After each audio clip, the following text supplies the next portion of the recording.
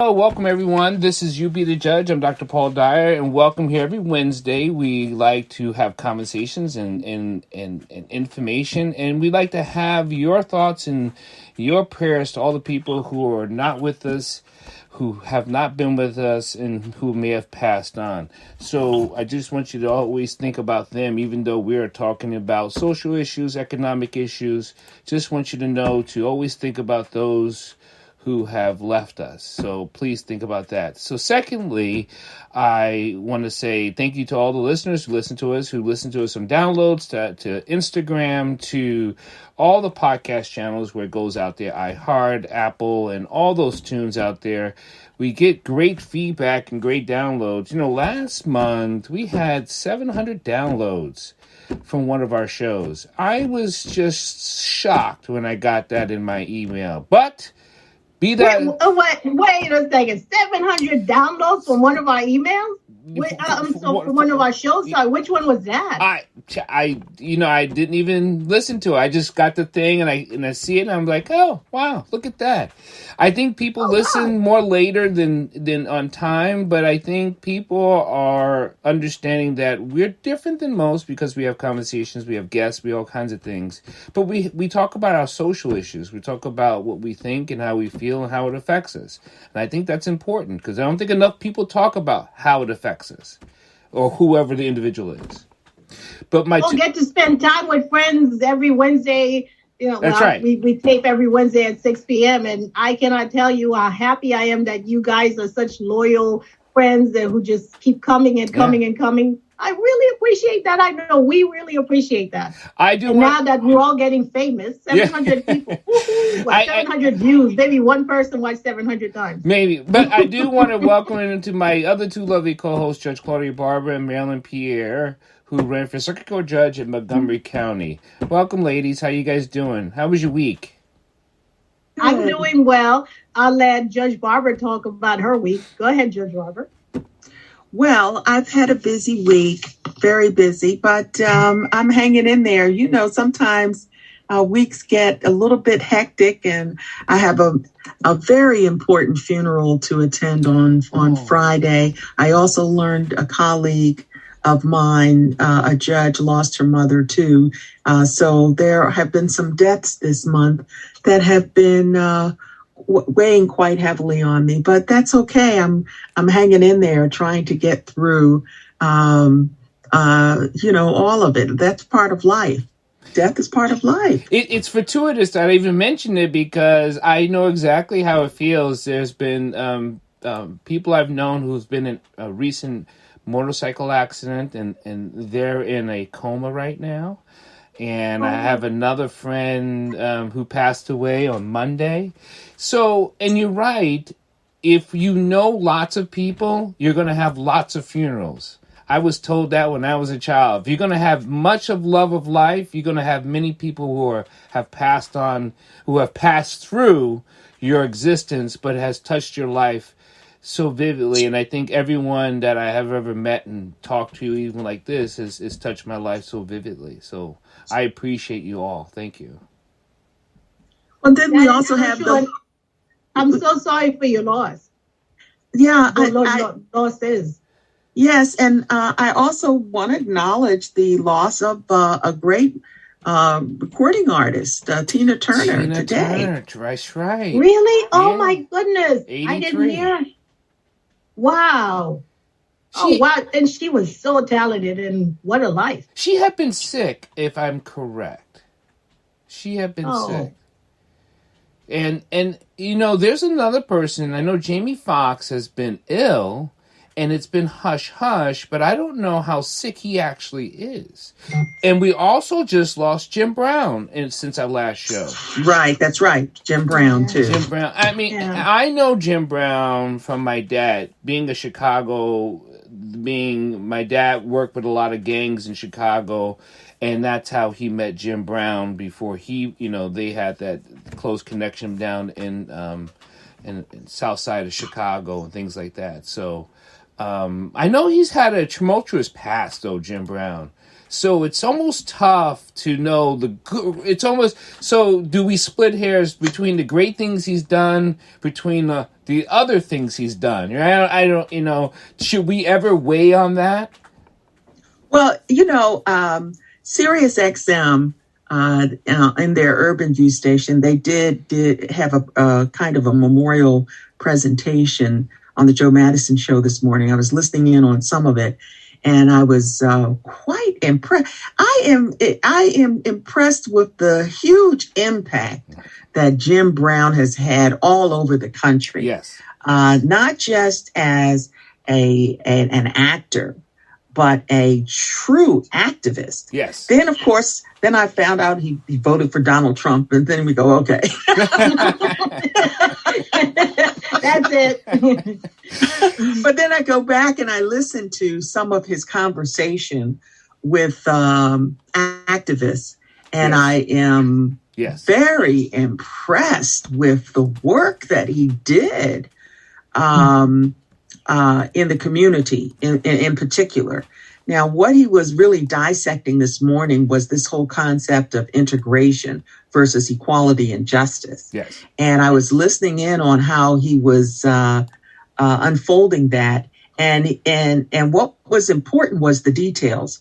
He was specifically saying that, it is a win, but it's not a real significant win if, for example, when blacks were integrating a specific neighborhood and paid 3 times the value of the house just to get the integration across, he kind of saw that as a hollow win because economically that person, paid 3 times higher for the house than what they should have. And then to make it worse, when they sell it, they have to sell it they end up selling it for a lower price. So that's a way of taking wealth out of, Well, he was getting all into the concept of, do they really want you there anyway? And I'm like, wow. Then that went really deep, whether or not, the integration was something that was kind of forced upon people, and they still didn't, want blacks in the neighborhood anyway. Well, I think of Nina Simone, and I think it was Mississippi, D word, because we have Reverend Moon on there, and I'm not saying the word. So anyway, she talks about how, I want equality. It doesn't mean that I want to live next to you. You don't have to worry about me living next to you, which is, is that something that we should talk about? Because I think a lot of times we mix up integration with equity.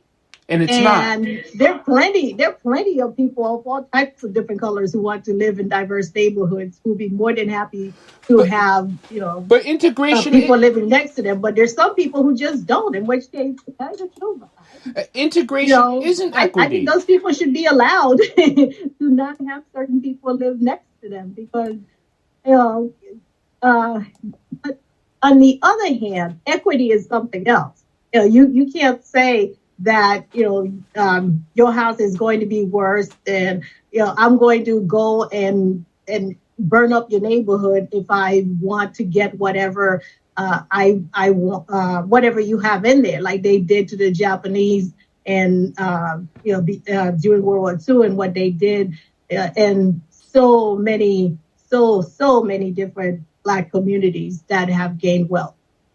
Well, you have people like Zornell Hurston, who talked about the Black towns in Eatonville, Florida. And she talked about integration, and she wasn't for it because what it did was it broke up all of the Black community's wealth. When it became integrated, where Blacks own their own stores and their own football teams and stadiums, they had wealth within their communities. But integration, she said, sort of dispersed the wealth. And we look at it today where we have hardly any Black wealth. So, Teresa, here's the hard question for anyone and everyone. Why do you think an African-American person wanted to move away from said community? What do you think the driving force was? Not that you could put it all in one basket. I get it. Everyone move for different reasons. Wait a minute. I need to understand the question. Why would they move away from which community? White neighborhood to a black neighborhood? The black community. When people left the black community, when I was growing up, I heard certain things, and I'll tell you about it later. But why do you think they left? Well, I could take a... Oh, go ahead, Teresa. Well, when integration first started, you had the professionals to leave. Before, doctors and everybody lived in the same community. Why did they leave? They thought it was better. The grass was greener on the other side. The ice was colder on the other side. The stores were better. And even today, a lot of us go outside of our community because we can get better quality goods outside of our community. Well, that's now. That's now. And that is true now. Well, no, that has always been. That's what Brown versus Board of Education is all about. The schools were better because, parents always trying to get the best for their children. And part of that was getting them into the best schools that they could. And so Brown versus Board of Education's argument was that separate was not equal. And that's why it was important to integrate the schools. And I think that carried on to if you're in a white neighborhood, then everything is better. And I could tell you that, I mean, there's some hazards in living in a white neighborhood, but there are many, many pluses as well in living in a white neighborhood for black families. And when you go back, and the reason for that is because of the inequity. But when you go back to Brown versus Board of Education, if they had just gave us equal books, that's all we wanted. We didn't. Yeah. No. The whole point, and it's a critical point. The whole point in Brown versus Board of Education was that separate but equal facilities was never equal. It just wasn't. Regardless of, you had the black schools, they were underfunded, and they what if they were funded equally? Resources. Excuse me? What if they were funded equally? Well, that was the problem there, right? And because the bottom line is that the political figures and they didn't want to make it the equivalent. No, they didn't want to, right? And so they were just perfectly happy with giving us underfunded schools, one room schoolhouse, teaching 5 and 6 classes. They were perfectly fine with that. They were. And I saw that. But as someone who went to an HBCU, I could tell you that there are things that I loved about the school that I didn't like about PWIs. And what I mean by that is, when I went to Howard, I didn't have to worry about, did I get this grade because of my color or whatever. It's like, I got this grade because I deserved it. Yeah, whether it was high or low. I got this grade because this teacher didn't like me, or this teacher liked me, or I was good at the subject, or I wasn't good at the subject. And that is such a relief in terms of... That's satisfying to know exactly. And that takes so much stress off of you. It does. You don't... And I think part of the problem is that as people of color, we live with so much stress because we're always wondering, is this a microaggression? Did this person really mean to do this? I felt say that this way. Or whatever, So, and like, for instance, I have, I know you guys were talking about funerals, and for the past couple of years, my husband and I, we've been going to a lot of funerals. So this year we have been calling it the year of the weddings because we're going to 3 weddings. Yay! And we're so excited about it that we're taking ballroom dancing lessons.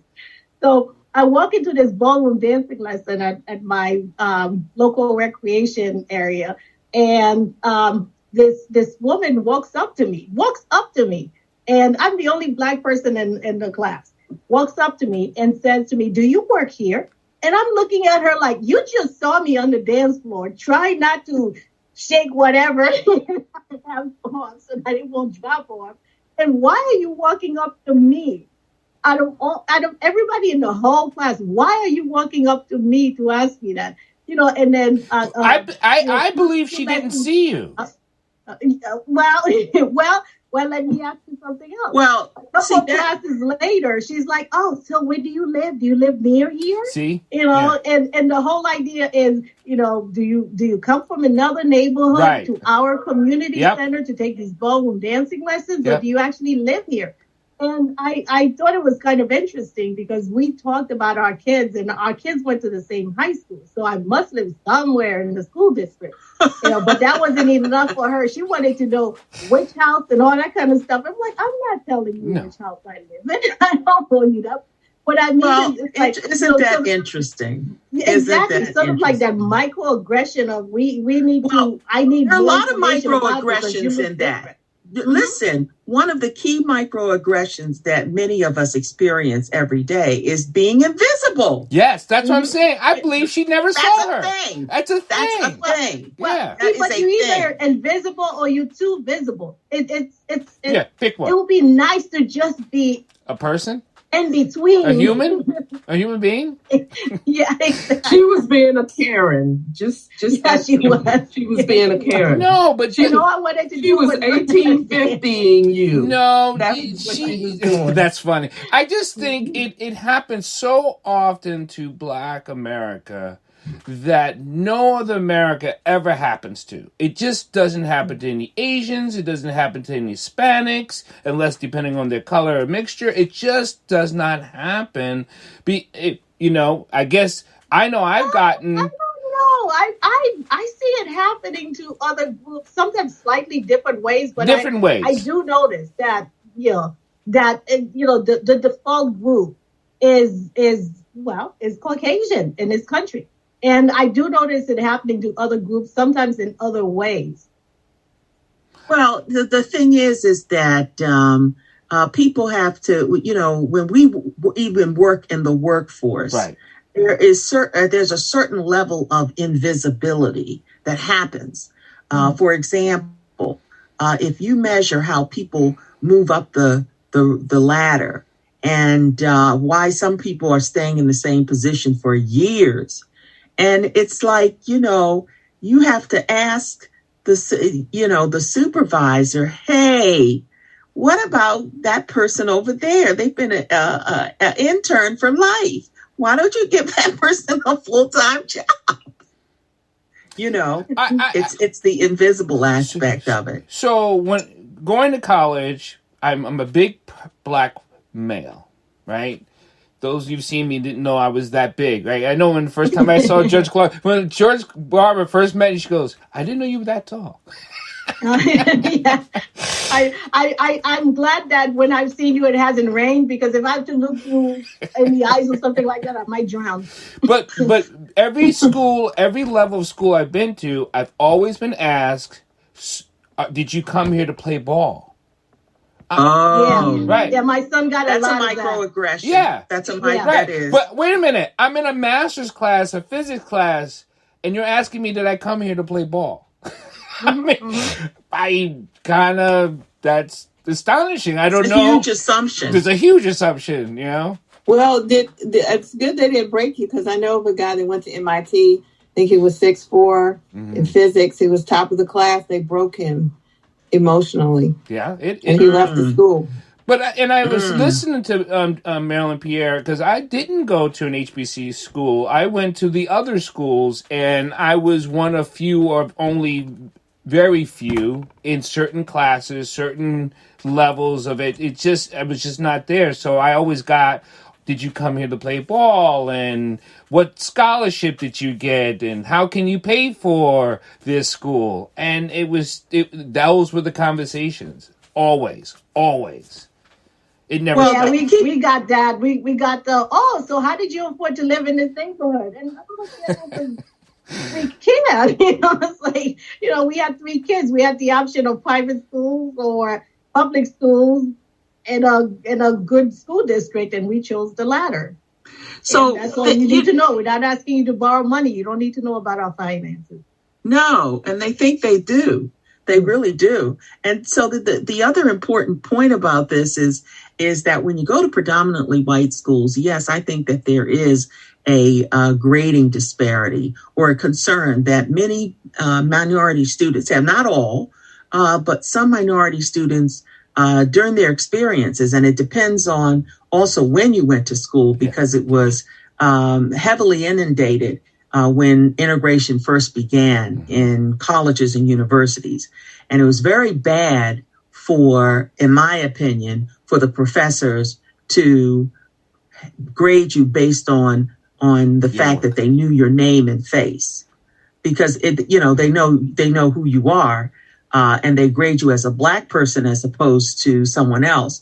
Now that actually changed in some institutions. I remember in law school, they switched from putting your name on your final exam to putting numbers, your social security number or a number on your final exam. And I applaud that change, because what do you need to know somebody's name for before you grade the paper? Mm-hmm. Mm-hmm. I do want to shift gears, because it's been going on, and I don't know, and we do have some Haitian national people on here, and I know I've been following this, and we didn't talk about it last week, but it's been going on a little bit, but the gang violence in Haiti, have you guys have family members? Is everything okay? What have you heard? I do have some people on the ground there. They just, it's gotten very bad. And I know that a lot of the Haitian people have taken up to their own personal arms to get rid of these gangs. But so any intake on that, Marilyn? I know. Well, my mother's in Haiti right now. She's supposed to be coming in a couple of weeks. Whenever I ask her, she's always like, "Oh no, it's okay. Everything's fine. You know where I'm at. Yeah, I know there are things going outside, but I'm safe. Don't worry about it." And then we're like, well, can we come, or can the kids come? Oh, no, they can't come. And so we're like, well, why not? Because you guys are too Americanized. You stick out like a sore thumb and they're kidnap you. But me, I'm fine. Don't worry about it. So I'm like, okay, thank you. Oh, my. What about you, Bernadette? What have you heard? I was going to say that actually I've been purposefully not following things in Haiti. I have to admit to just... I've been sticking my head in the sand. Okay. Because for so many years I had been following, but there, Miami. You all might know the Miami Herald does a great job of covering what's going on in Haiti. And if anybody ever wanted to know, get an update on Haiti on a regular basis. I know someone in New York. He's a 90-year-old still writing articles in a bi-weekly Haitian American newspaper, Haiti Observateur. He founded the paper in the 1970s, and he and his 90-something plus brother are still writing articles. And I don't know how he does it. He stays on top of the news, and I don't know how he doesn't. I admire people who can follow the news and just not be overwhelmed with sadness. So I'm a coward. This 90-year-old is as the young people would say, he's a bad A. Well, I think it's not cowardice. I think it's self-protection, because sometimes you just have to, And then so many of us. Haiti has a huge diaspora, as you all might know. The national budget depends on Haitians in the diaspora. We are a major percentage of the national budget every year. The country could not function without the remittances we send back to Haiti. Right. And that's also part of people coping. It's like work, send money back home, do the best you can for your family. And so it's hard. Hard. I was privy, because I got the information, and I got my information from the Security Council, from the United Nations. I get those briefings, and they're talking about I know they're wondering, is the U.S. going to send troops in? Because I remember when I went into Haiti in '94. When we ran Papa Doc out of there, that it was a mess. But and then of course Aristide, we put him back in power. But they're wondering, should they do the same thing? Because there was 2008 was also and the another answer issue. is no. The answer is They no. don't even have to wonder. The answer is no. I mean, now you have Trudeau, Macron, and Biden talking about, we need to help Haiti out. I'm like, you could help Haiti out by not removing the puppet that you put in there Yep. and letting them have an actual election where they vote the people that they want in. And that's how but to go in there. And I mean, I'm just. But Haiti has always been a puppet. Find words. Haiti has always tried to be the United States has always tried to use Haiti as a puppet, as a puppeteer land. They've tried, but then you also have the people who are just like, look, we were enslaved. We know what it's like. We're not going back. So you've got a bunch of people who are used to kicking and fighting.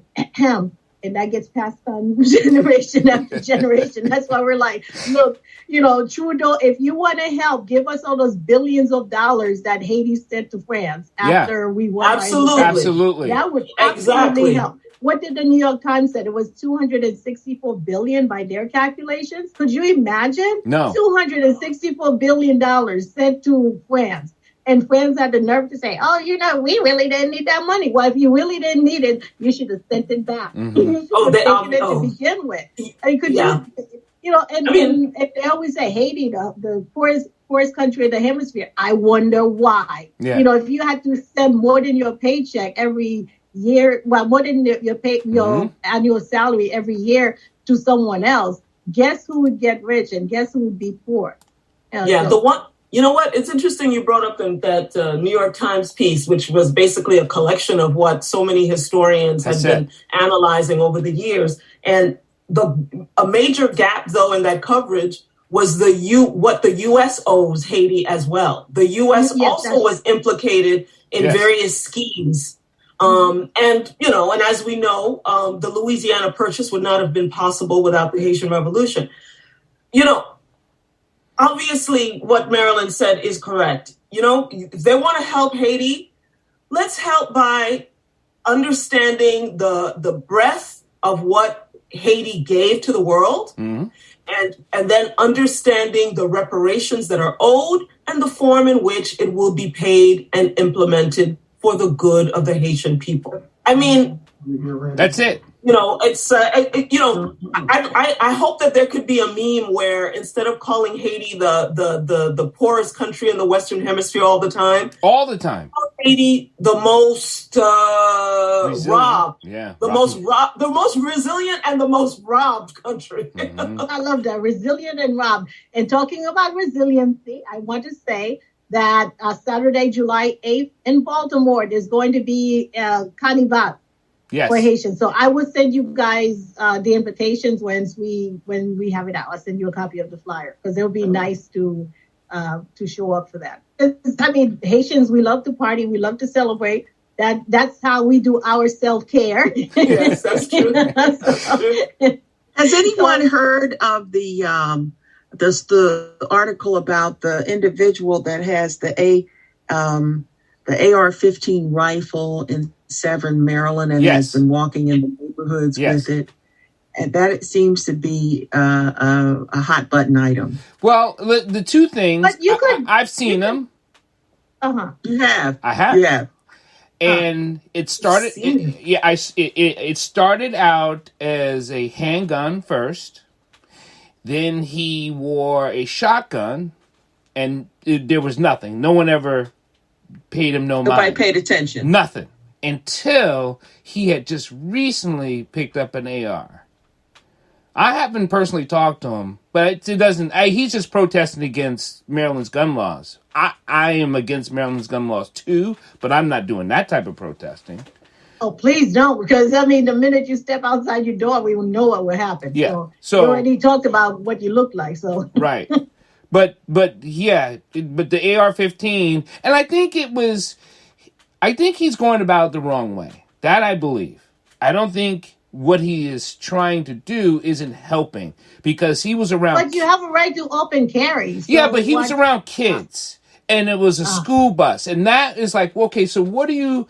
If you're going to protest, do your thing. But now you're around kids, and I don't care who you are, we should be concerned with all the school shootings. You're around kids carrying a firearm like this openly. It's not healthy. It's not a healthy statement. I agree with that. I'm it's ugly. Appalled. I agree. Well, I mean, being around kids, that's one thing, but I don't think a lot of people know that Maryland is an open carry state. And so if everybody who has a weapon decide that they're going to start walking around with it, that, well, what I have noticed is this: when I go to Whole Foods, in the front door, it says no weapons allowed. Oh, very interesting. So the merchant is telling you up front before you walk in the door. Yes. Yeah, I went to GW and they have a note. They have a gun in a circle with the line. So when I went to visit someone in GW, they also had something on the door that said no guns. Oh, you mean George Washington Hospital? Yes. Because we have a GW supermarket around here. That's why. Oh, the George Washington Hospital downtown. I don't know. Do you guys know the articles, Holly? Because if you don't know, he is a black man. Okay. I don't know. Did you know that? Interesting. No. Yeah, he's a black man. I saw pictures, but I couldn't tell. Yeah, he's a black man. Well, he's a dark-skinned man. Let's go with that. Interesting. Yeah. That's even more interesting. Yeah, because one of my brother-in-laws is half Cuban and half Haitian, and I always say that he looks like Osama bin Laden's cousin. He's a deer hunter. He's been a member of the NRA for I don't know how long. Ever since I probably before I've known him, he was a member of the NRA. And I always say if he was the poster child for the NRA, people would be a lot more, well, we don't know if everybody should own a gun. We know what the Second Amendment say, but really, maybe we should be more concerned. But I think because the picture of the NRA is different than what he looks like, then it's like, oh, okay. Mm-hmm. So do you think this protester will stop? No. Oh, my. No. No. Well, I mean, protesting around children, that's one thing. That's an issue. Protesting, that's an issue. But protesting by him carrying it around, and the way he's protesting it, he's peacefully protesting. Right. And so since he's peacefully protesting, if we want to do anything, if we want him to do anything different, then we would have to change the laws. And I personally don't think at this stage. Well, wait a minute. Wouldn't you agree that if you're protesting, there is an end game? Yes. You would hope so. Yeah. What do you think his end game is? I think I guess we should try to get him on the show, but it's like your laws are not hurting criminals who carry illegal guns. Your laws. That's his message. Yeah, your laws will only hurt those who are concerned carriers or holders of gun. Very few people get killed with guns owned by a legal carrier. Is that true? Yeah. Because what about the suicide rate? Well, suicides are done by people who legally own the gun and shot themselves. Exactly. Right. But but third parties. Yeah, Yeah. For instance, Chicago has a huge problem with that, and so I think DC is not as bad as Chicago, but Chicago has a really, really bad problem with that in terms of having illegal guns. And to me, the answer is so simple. Just like if I have my car and I let somebody else drive and they kill someone, then he kills someone, then they come back to me and say, "Hey, what were you thinking? Yeah, why'd you lend this car to this neglectful person? And giving this person who has all these DWIs the right to drive your car. And if I need to transfer my car to someone else so that someone else could have the liability if something were to happen, then I do that." Why can't they do that with weapons? It's so simple. I have, and I think this is where my point, and I'll make 2 points. One of the things is about gun safety and who you're raised around. My kids know dad's got guns. They've been raised around them since they've been small. They've never went near it, right? Just doesn't matter how I kept it, where they kept it. They wasn't curious, but they grew up around it. They just know never to touch it. That's how they were raised in my home. I know other homes are similar the same way. Do I lock them up? Absolutely. Do I keep them safe? But also, if I have them out, but for whatever reason, they don't even come near it. If I'm in the room cleaning, they step out. They don't even come in the room because unless I call them in.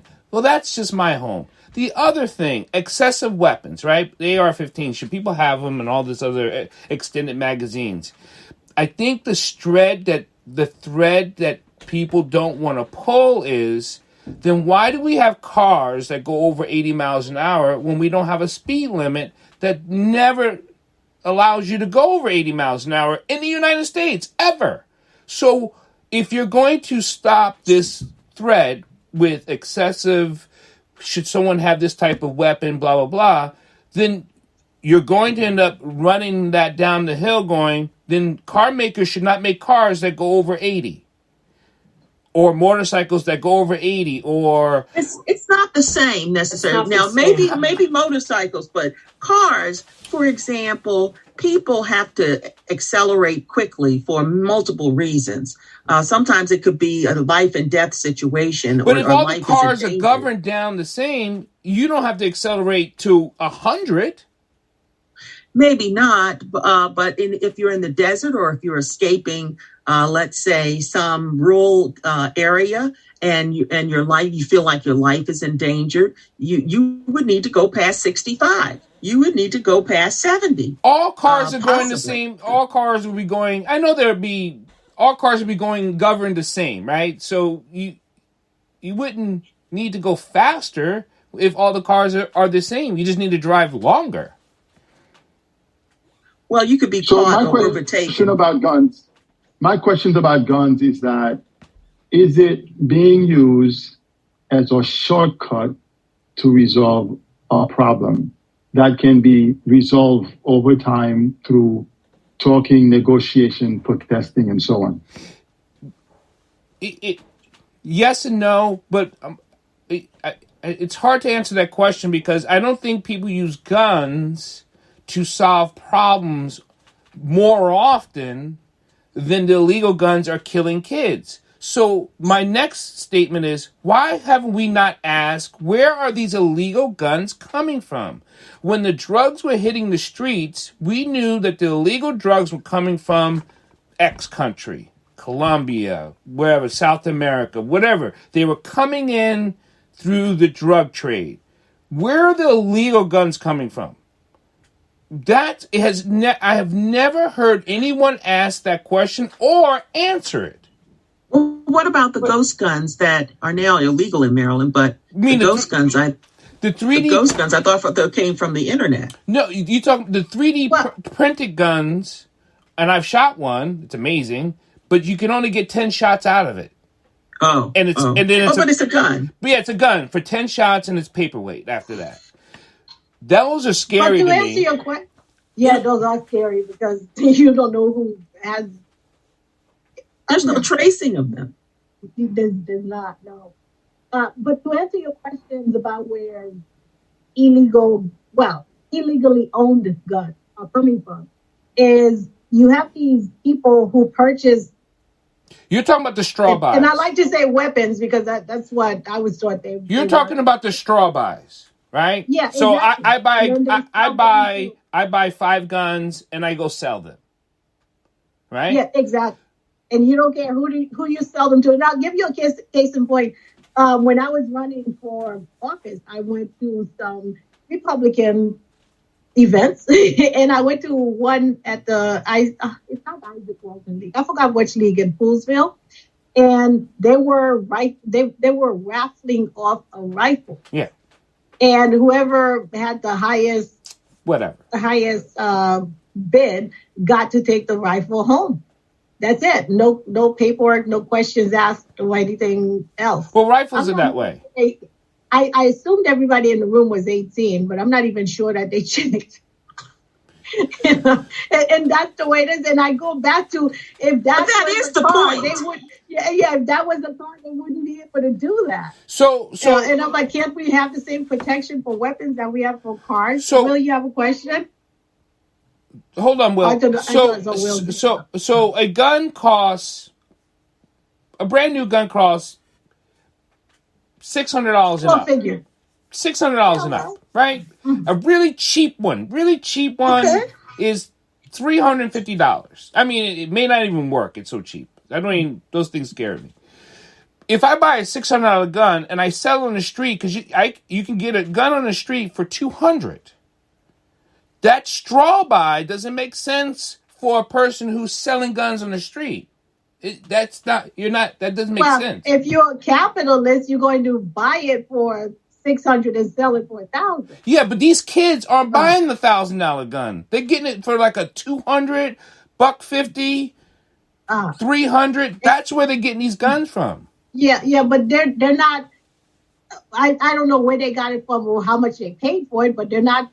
Whoever the swap person is not selling it for less than they purchased it, because otherwise they wouldn't be able to stay in business. So where are these illegal guns coming from? Because the guns that these kids are being picked up with aren't cheap guns. They're Glock 19s, they're Glock 17s. You can get a used Glock from a store for a Glock 17 for $500, and it's used. They're buying it on the street. Who cares if it's marked off for $200? Someone's bringing these guns in. Here's my other point. Where are they getting the rounds from? The ammunition. Because if I went to go buy X amount of boxes of ammunition, it gets flagged. I cannot just go out and buy 1,000 rounds from a store. I can buy 4 boxes, which is 200 rounds. But I can't go buy 1,000. These kids are shooting like they're at a target range, right? Where are they getting all the ammunition from? There is something nefarious going on that has never been spoken about. One, I'll take the few out of the 10 guns sold on the street, and we know there's more. You take a straw buy, I'll give you 2. You take the 3D printed ones, I'll give you 4. Where are all these other guns coming from? Mm-hmm. Someone's bringing them in like they brought in drugs. I'm curious. That has never been... What? Dr. Paul, this conversation is weighing heavy on my soul. This is the kind of thing that makes me want to leave this country. I can't believe this gun culture in this country. I'm sorry. Yeah. For me, it's foundational.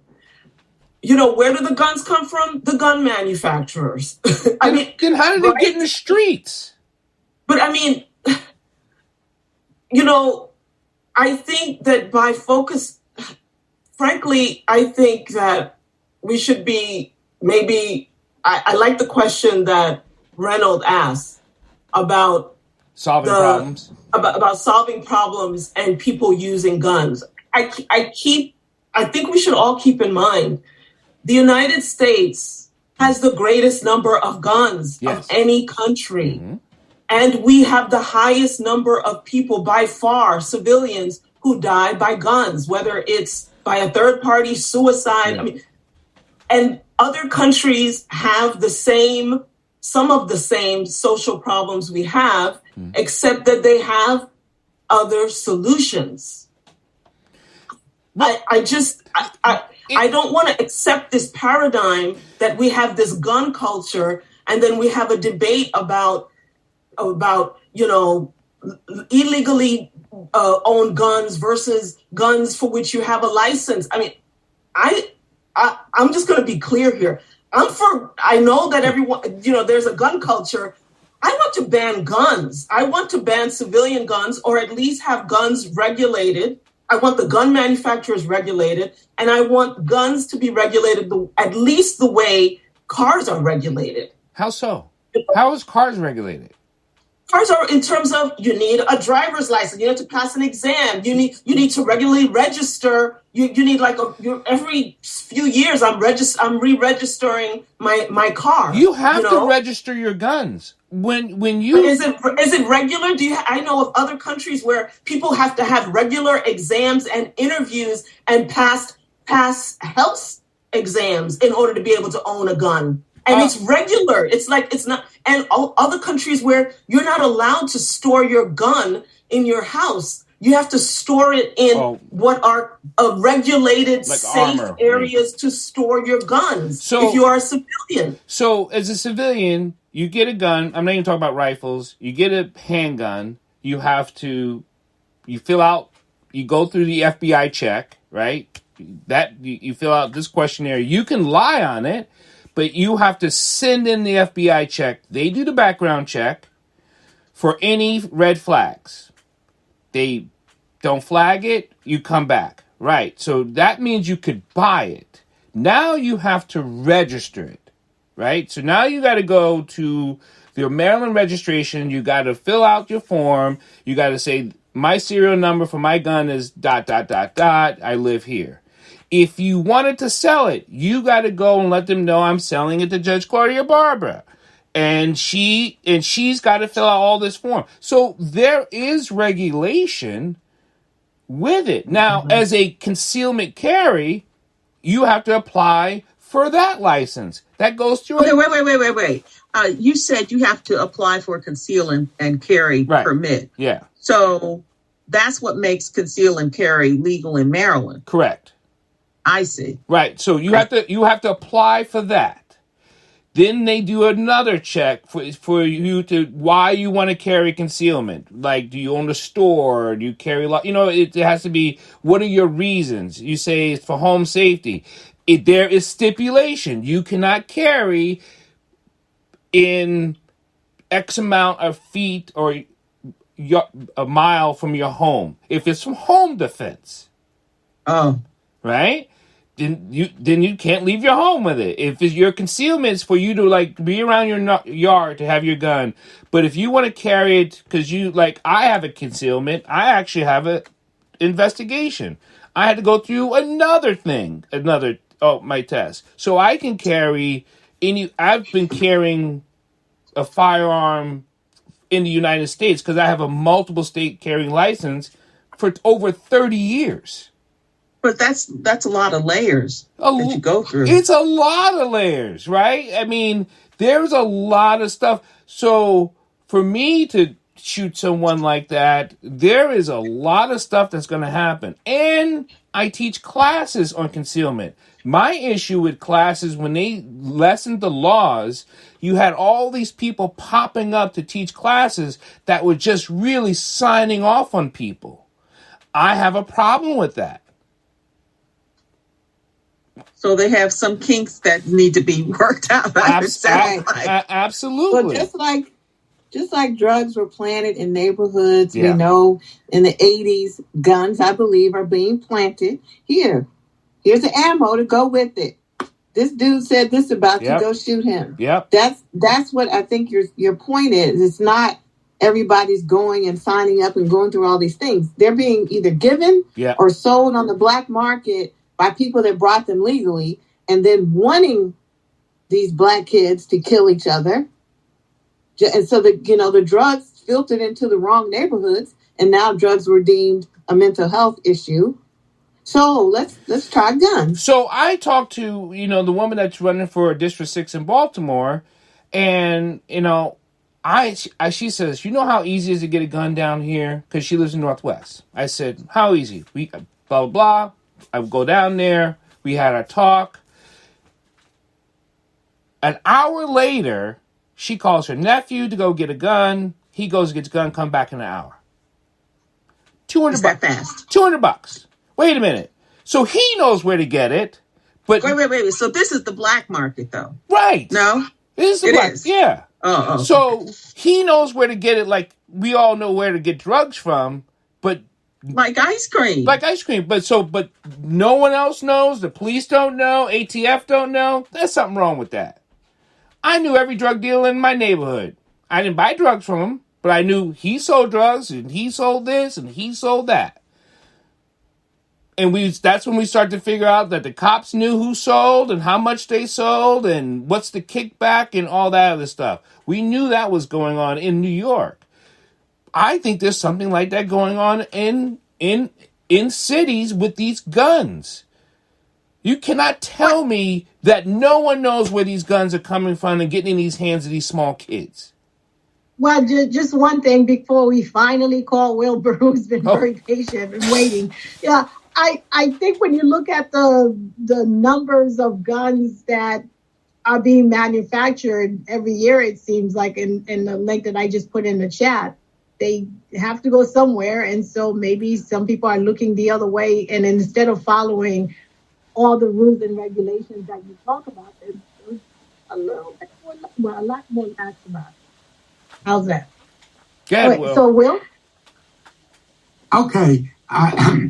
In my view, a farmer living 2 miles from the nearest neighbor ought to be able to have pack plenty of heat. So, on the other hand, a legislature could reasonably say that this district is densely enough populated that there should be no guns at all. And so that means, for me, the Second Amendment has to go. And the other part of this is, there are 3 parts. I don't understand why any policeman is in favor of the population having guns, because puts them in danger. It puts them in danger. Yeah, I mean, right now, there are lots of policemen who say we think the public should have guns. I think those policemen are crazy. Well, I think that the point that also has to be underscored is something you just mentioned, and that is the fact that when the Second Amendment really was written, there were no AR-15s. Right. There may have been bayonets, but they weren't AR-15s. And that is a very powerful weapon to take out people. And it's to me, it's for militia war purposes. And it's not something that I agree with regulation of the AR-15. I think if you have to have, almost like you have to have a special license for some reason to have an AR-15, right? And give good reasons. Well, it can't be just a good reason. You have to literally go through things, right? Even if you're not going to take it off the market, then then for you to have this, first of all, regulate it better. Why, right? Because it's not a hunting rifle, right? I mean, I don't use my AR-15 for hunting, right? So it's ridiculous as a statement, right?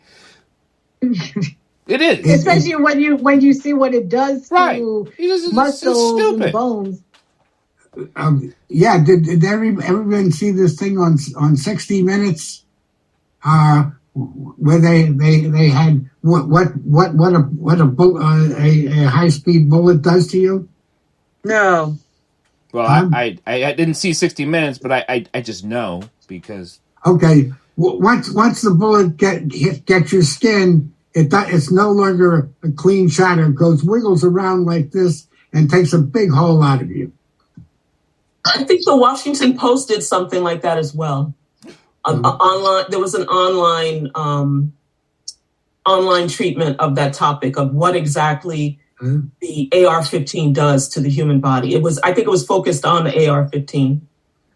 And one possibility for me is that there is a tax on any bullet for any gun that is more powerful than a .22 short. So I'm just laughing at that because it reminds me of the Chris Rock skit about you don't need to you don't need to worry about guns. You need to worry about bullets, and that if bullets were more expensive, there would be less shootings. So I could play it for you. Not more expensive. No, the bullets were less powerful. So even if no, I'm just making a joke. But let's go with, and I know Reynold has his hand up. Let's go with taxing the rounds, regulating the rounds, regulating the guns. It still does not stop the question I have is, how does the legal gun get it? Because they're not buying it from a store. They're not paying the taxes. They're not doing anything legal. Oh, I'm sorry. I forgot. Remember, there's been a lot of things going on about a lot of news stories about how gun shops are getting robbed. Yeah, but they're not being robbed by hundreds of guns. I mean, not in the numbers that you're talking about, but if every little bit gets added up, then that's what happens. Reynolds. Yeah. Ren, go ahead. All right, here's a quick question. This is to the team. If you take two mucks and you give each of them a gun and bullets, what do you think would happen a year or two later? I think you just have an empty gun and a bullet. What do you think will happen? What did you say? I just think you wouldn't. I think they would never touch it. Exactly, that's my point. Yeah, it's the anger within the person that causes them to use the gun as a shortcut to solving a problem. So that's a good point. So what about drugs? Can I play my clip about Chris Rock? Because I love Chris Rock. So same thing with drugs. A muck wouldn't take it. Right. Because he or she would be so peaceful within. But which addresses my question about drugs, or my issue with drugs is, let's address the demand for it. Right. That's we didn't have the demand for it. If we didn't have a society that reduced people to self-medicating, there wouldn't be the supply of drugs. Okay, it's like what Reynolds said about the monk. You know. But if we have an opiate epidemic, right? We had a crack epidemic. We have we have all these issues. As you do with guns, do you stop them from manufacturing these drugs? Because they're being manufactured.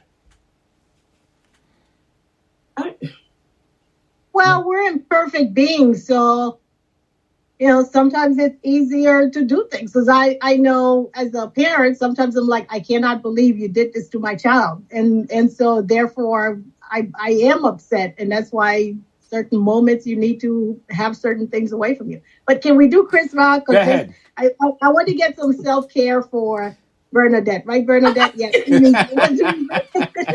don't need no gun control. You know what you need? We need some bullet control. You guys hear? We need to control the bullets. That's right. I think all bullets should cost $5,000. $5,000 for a bullet. You know why? Because if a bullet costs $5,000, there'll be no more innocent bystanders. Yeah.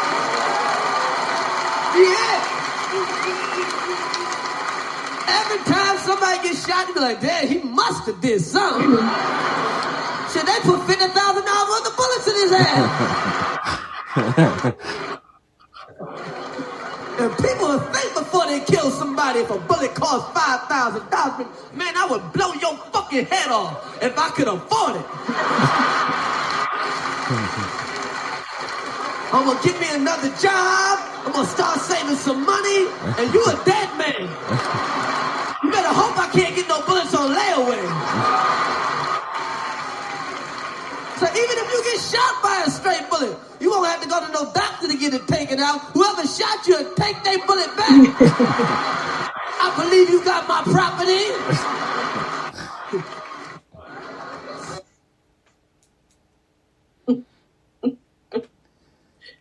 Too funny. Yeah. Thanks for the attempt at self-care, Marilyn. Before we leave, I want to pose one question. What do you think of Tim Scott? Well, Herman Cain. He'll go the way of Herman Cain. Yeah. The rest of them. I think, though. Did they ever let him in the Congressional Black Caucus? I don't think they did. He was complaining that they were discriminating against him because they wouldn't let him in. Oh. So I just want to do a follow-up on whether they ever let him into the Congressional Black Caucus. I think he's running intentionally to possibly be a running mate. Mm-hmm. Oh. I called it That's too. a thought. Judge Barber said some nice things about him. I called the same thing because he has no chance of beating the person that is going to win the party again. He has no chance. Well, no, it's like it's the man in the arena bit. So I never say someone has no chance. He has no chance. If you're in the arena. Well, some people said that about Wes Moore, so, Yeah, because remember he was polling at 2%? Yeah, and also I think what's dangerous to me is that the more people who get in the race, the better Trump's chances are. That's what I'm trying to say. And there's a lot of shoes stepping in. But see, he hasn't picked a VP yet. You mean he's not going to go back to the well he picked his last VP? He's not going to pick the guy he wanted to get killed on January 6th? He's not going to pick him? That's shocking. You might pick DeSantis, in which case, because let's say he comes in with the most electoral votes in the primary. And He's DeSantis talking so much trash about most. DeSantis. He's calling him all kinds of names. But look at he did the same thing to Ted Cruz, and Ted Cruz could be his running mate. That's neither here nor there, really. Yeah, so that's what I'm concerned about. So it looks like it might be a Biden, Trump rematch, because Kennedy's not going to do anything with Trump. I mean, really? It's like Kennedy's running. And I it's forgot not the same. Oh, now Manchin. Now he might be a spoiler. If he runs, I hear he's thinking about running as a third party candidate. That might not in this really, country. really. Third party candidate will never make it in this country. Yeah, but when you have a third party candidate, they can be effective spoilers like George Wallace. Exactly. That he started that foolishness and really robbed the position from Hubert Humphrey. He did. So the Texan with the ears. I'm sorry, I forgot his name. Exactly. Yeah, he was a spoiler. Mm-hmm. And Ross Perot knew things. I liked him. Me too. You would. No, sorry. He was one. I remember the line where he said, "This is a government after people." He said, "That's the government after people." I'll never forget that. Yeah, but if Manchin runs as a third-party candidate, Biden has a lot of problems. And if he does that, it would almost seem to me like the Republicans are paying him to do that. To run? Yeah. If he runs as a third-party candidate, the only one he's going to affect would be Biden. That's all that he would affect. Yeah, exactly, which means that, to me, the Republicans would be the ones putting him up to it. But the Republicans don't want Trump to win. It varies all over. I mean, didn't someone possibly pay Kanye West to run to be a spoiler?